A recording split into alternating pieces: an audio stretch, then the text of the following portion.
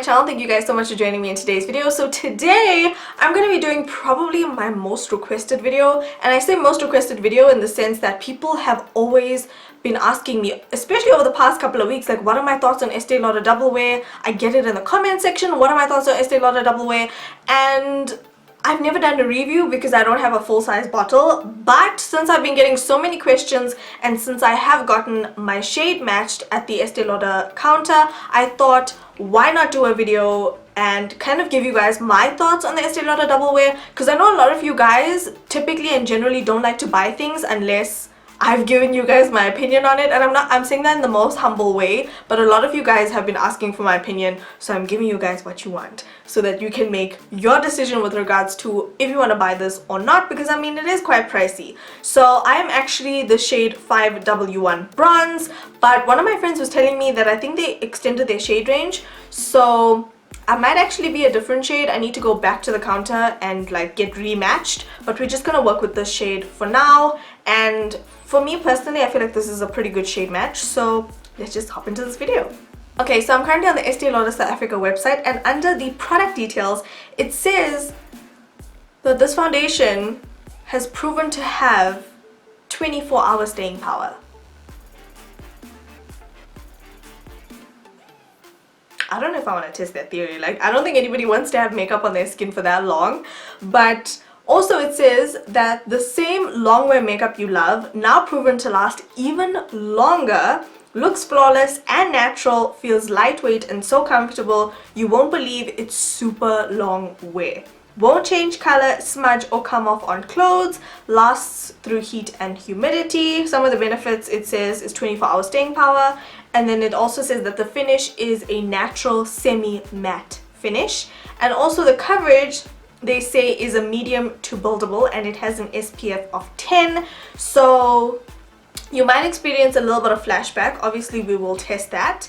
And yeah, it has a rating on the website as well. It has like a 4.8 out of 5. 98% of reviewers recommended this product.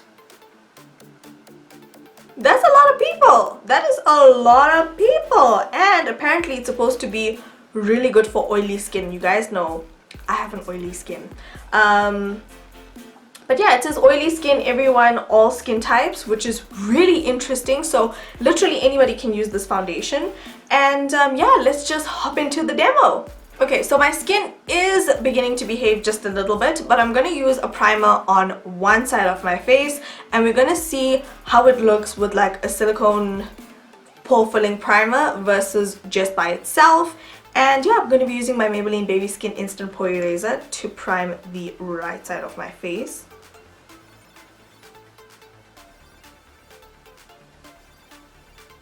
Okay, so I'm going to go in with the foundation. I'm just going to pour some on the back of my hand. I'm not sure how much I should use, but I'm just doing like a dollop. So as you guys can see, it has a pretty good undertone. It is kind of liquidy, not too runny. And what I'm going to do is I'm going to use a sponge on this side of my face, and I'm going to use a brush on the other side of my face. Just kind of dotting it. I'm not flipping you guys off, I promise. It's just like automatic that I use my middle finger to dot product on. Just taking a damp beauty blending sponge, pressing this in. So it is definitely a more medium coverage because you guys can see like some of my imperfections peeking through.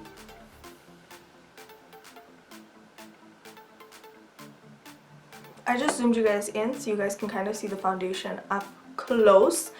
And yeah, this is what the foundation looks like versus my bare skin. I want to say it's a little bit more warmer than my actual skin tone.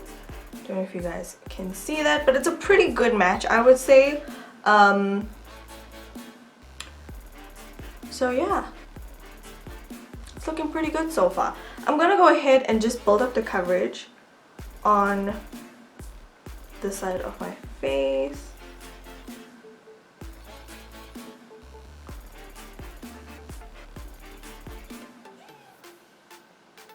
Okay, so this is what the built up coverage looks like. I have to say I've achieved a pretty decent amount of coverage. I mean, I possibly could go in and build this foundation up a bit more, but it's not seeming cakey or anything of that sort on the skin.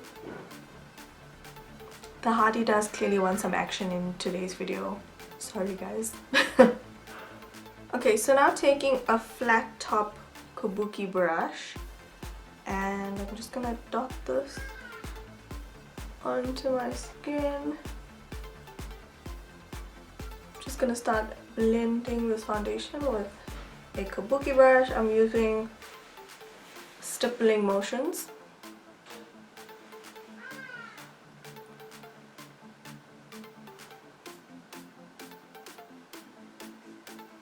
Okay, so I don't know if you guys can see on camera, but I have definitely achieved a better coverage with less product using a flat top kabuki brush, whereas I had to go in with 2 layers and a lot of product on the sponge side of my face. But regardless, this foundation looks really, really good, you guys. Like, I feel like I've been sleeping on this foundation pretty much since forever. So the time right now is 10:59. I will be checking in with you guys throughout the course of the day, and yeah, I'm gonna go ahead, finish off the rest of my makeup, and I'll see you guys in a couple of hours. Okay, so the time right now is 12:28, and I basically had this foundation on now for about an hour and a half, and I just wanted to give you guys an update with regards to how everything is sort of sitting on my skin, how everything looks after I've applied the rest of my makeup. I didn't change anything in my makeup routine. I literally did every single thing that I would have done regardless of the foundation that I'm wearing. So yeah, everything looks really, really good on the skin, and everything's blended out really, really nicely. Everything looks really, really good, you guys, and I have to say, like, in terms of like my expression lines and stuff, this foundation is probably like so lightweight and like thin in texture that even though like when I'm doing my eyeshadow and stuff I can tend to do this a lot, like foundation has not settled into my expression lines, which I'm really impressed with. And obviously I am going to film more videos now, and I'm gonna get on with the rest of my day, and I'll obviously be checking in with you guys to see how this foundation's holding up on my frying pan oil skin. Okay, you guys, so I just really want to apologize because I kind of mistakenly deleted the footage of the check-ins, but I managed to get an 8-hour wear from this foundation without it breaking up, separating, settling into fine lines, nothing of the sort. And yeah, it lasted pretty well on my oily T-zone. I feel like around the 4-hour mark I started seeing a little bit of traces of oil, but it looked the exact same 4 hours later. So I feel like it controls oil really, really well. The only gripe I have an issue with regards to this foundation is the flashback. Now if you look at my face, it's looking a bit ashy, but in person it looks completely fine. I feel like because this foundation does have SPF, my fluorescent lighting is kind of just flashing back or kind of just reflecting off of the SPF. So I really don't know what that's all about, but I'm really not liking that. I'm gonna leave some pros and cons on the screen so you guys can see what my final thoughts on this foundation are. And yeah, thank you guys so much for watching. I really apologize for this last bit of the video. Don't forget to slay all day every day with and without makeup, and I'll talk to you guys in my next video. Bye.